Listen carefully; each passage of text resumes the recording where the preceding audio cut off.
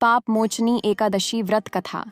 अर्जुन ने कहा, हे कमल नयन, मैं ज्यों-ज्यों एकादशियों के व्रतों की कथाएं सुन रहा हूं, त्यों-त्यों अन्य एकादशियों के व्रतों की कथाएं सुनने की मेरी जिज्ञासा बढ़ती ही जा रही है। हे मधुसूदन, अब कृपा कर आप चैत्र माह के कृष्ण पक्ष की एकादशी के विषय में बतलाइए। इस एकादशी का नाम क्या है, इसमें कौन से देवता का पूजन किया जाता है तथा इस व्रत का क्या विधान है? हे श्री कृष्ण, यह सब आप मुझे विस्तार पूर्वक बताने की कृपा करें। भगवान श्री कृष्ण ने कहा, हे अर्जुन, एक बार यही प्रश्न पृथ्वीपति मानधाता ने लोमश ऋषि से किया था। जो कुछ लोमश ऋषि ने राजा मानधाता को बताया था, वही मैं तुमसे कह रहा हूं। राजा मानधाता ने धर्म के गुह्यतम रहस्यों के झाता महर्षि लोमश से पूछा, हे ऋषि श्रेष्ठ, मनुष्य के पापों का मोचन किस प्रकार संभव है? कृपा कर कोई ऐसा सरल उपाय बताएं जिससे सहज ही पापों से छुटकारा मिल जाए। महर्षि लोमश ने कहा, हे नृपति, चैत्र मास के कृष्ण पक्ष की एकादशी का नाम पाप मोचनी एकादशी है। उसके व्रत के प्रभाव से मनुष्यों के अनेक पाप नष्ट हो जाते हैं। मैं तुम्हें इस व्रत की कथा सुनाता हूँ, ध्यानपूर्वक श्रवण करो। प्राचीन समय में चैत्ररथ नामक एक वन था। उसमें अप्सराएं किन्नरों के साथ विहार किया करती थीं। वहां सदैव वसंत का मौसम रहता था, अर्थात उस जगह सदा नाना प्रकार के पुष्प खिले रहते थे। कभी गंधर्व कन्याएं विहार किया करती थीं, कभी देवेंद्र अन्य देवताओं के साथ क्रीड़ा किया करते थे। उसी वन में मेधावी नाम के एक आर्षि भी तपस्या में लीन रहते थे। वे शिव भक्त थे। एक दिन मंजू घोषा नामक एक अप्सरा ने उनको मोहित कर उनकी निकटता का लाभ उठाने की चेष्टा की। इसलिए वह कुछ दूरी पर बैठ वीणा बजाकर मधुर स्वर में गाने लगी। उसी समय शिव भक्त महर्षि मेधावी को कामदेव भी जीतने का प्रयास करने लगे। कामदेव ने उस सुंदर अप्सरा के भ्रू का धनुष बनाया, कटाक्ष को उसकी प्रत्यंचा बनाई और उसके नेत्रों को मंजू घोषा अप्सरा का सेनापति बनाया। इस तरह कामदेव अपने शत्रु भक्त को जीतने को तैयार हुआ।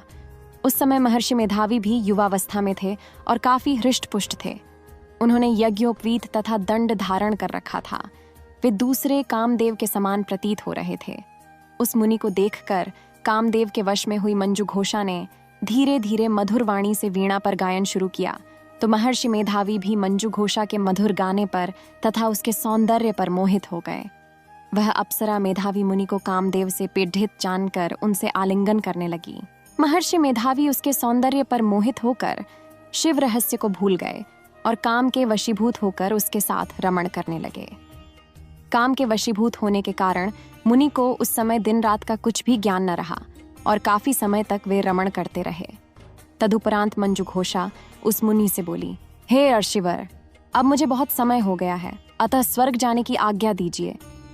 अप्सरा की बात सुनकर अर्षि ने कहा, हे मोहिनी, संध्या को तो आई हो, प्रातःकाल होने पर चली जाना। ऋषि के ऐसे वचनों को सुनकर अप्सरा उनके साथ रमण करने लगी। इसी प्रकार दोनों ने साथ साथ बहुत समय बिताया। मंजू घोषा ने एक दिन अर्षि से कहा, हे विप्र, अब आप मुझे स्वर्ग जाने की आज्ञा दीजिए। मुनि ने इस बार भी वही कहा, हे रूपसी, अभी ज्यादा समय व्यतीत नहीं हुआ है, कुछ समय और ठहरो। मुनि की बात सुन अप्सरा ने कहा, हे ऋषिवर, आपकी रात तो बहुत लंबी है।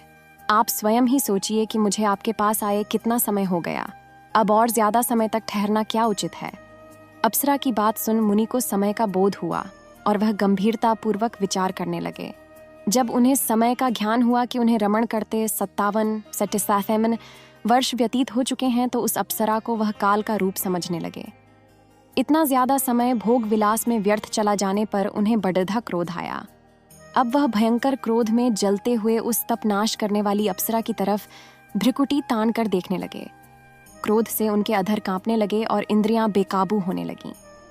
क्रोध से थरथराते स्वर में मुनि ने उस अप्सरा से कहा, मेरे तप को नष्ट करने वाली दुष्टा, तू महापापिन और बहुत ही दुराचारिणी है, तुझ पर धिक्कार है। अब तू मेरे शाप श्राप से पिशाचिनी बन जा।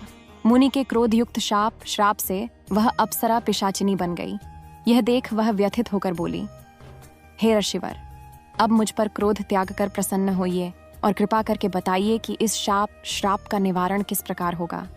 विद्वानों ने कहा है, साधुओं की संगत अच्छा फल देने वाली होती है और आपके साथ तो मेरे बहुत वर्ष व्यतीत हुए हैं, अतः अब आप मुझ पर प्रसन्न हो जाइए, अन्यथा लोग कहेंगे कि एक पुण्य आत्मा के साथ रहने पर मंजू घोषा को पिशाचिनी बनना पड़ा।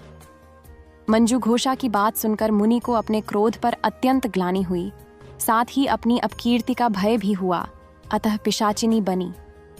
मंजू घोषा से मुनि ने कहा, तूने मेरा बड्ढा बुरा किया है, किंतु फिर भी मैं तुझे इस श्राप से मुक्ति का उपाय बतलाता हूँ। चैत्र मास के कृष्ण पक्ष की जो एकादशी है उसका नाम पाप मोचिनी है। उस एकादशी का उपवास करने से तेरी पिशाचिनी की देह से मुक्ति हो जाएगी। ऐसा कहकर मुनि ने उसको व्रत का सब विधान समझा दिया। फिर अपने पापों का प्रायश्चित करने के लिए वे अपने पिता च्यवन ऋषि के पास गए। च्यवन ऋषि ने अपने पुत्र मेधावी को देखकर कहा, हे पुत्र, ऐसा क्या किया है तूने कि तेरे सभी तप नष्ट हो गए हैं, जिससे तुम्हारा समस्त तेज मलिन हो गया है। मेधावी मुनि ने लज्जा से अपना सिर झुकाकर कहा, पिताश्री, मैंने एक अप्सरा से रमण करके बहुत बड्ढा पाप किया है। इसी पाप के कारण संभवतः मेरा सारा तेज और मेरे तप नष्ट हो गए हैं। कृपा करके आप इस पाप से छूटने का उपाय बतलाइए। आर्ष ने कहा, हे पुत्र, तुम चैत्र माह के कृष्ण पक्ष की पाप मोचनी एकादशी का विधि तथा भक्ति पूर्वक उपवास करो, इससे तुम्हारे सभी पाप नष्ट हो जाएंगे। अपने पिता च्यवन आर्षि के वचनों को सुनकर मेधावी मुनि ने पाप मोचिनी एकादशी का विधि पूर्वक व्रत किया। उसके प्रभाव से उनके सभी पाप नष्ट हो गए। मंजू घोषा अप्सरा भी पाप मोचिनी एकादशी का उपवास करने से पिशाचिनी की देह से छूट गई और पुनः अपना सुंदर रूप धारण कर स्वर्गलोक चली गई। लोमश मुनि ने कहा, हे राजन, इस पाप मोचिनी एकादशी के प्रभाव से समस्त पाप नष्ट हो जाते हैं। इस एकादशी की कथा के श्रवण व पठन से 1000 गौदान करने का फल प्राप्त होता है। इस उपवास के करने से ब्रह्म हत्या करने वाले, स्वर्ण चुराने वाले, मद्यपान करने वाले, अगम्यागमन करने वाले आदि भयंकर पाप भी नष्ट हो जाते हैं और अंत में स्वर्गलोक की प्राप्ति होती है। ध्यान से भरी ऐसी ही और भी धार्मिक कहानियों को पढ़ने के लिए हमारे चैनल को सब्सक्राइब कर लीजिए। ऐसी पौराणिक कथाएं आपको कहीं नहीं मिलेंगी। जय सिया राम जी। ऐसी ही और वीडियो के लिए हमारे चैनल को सब्सक्राइब करें। धन्यवाद।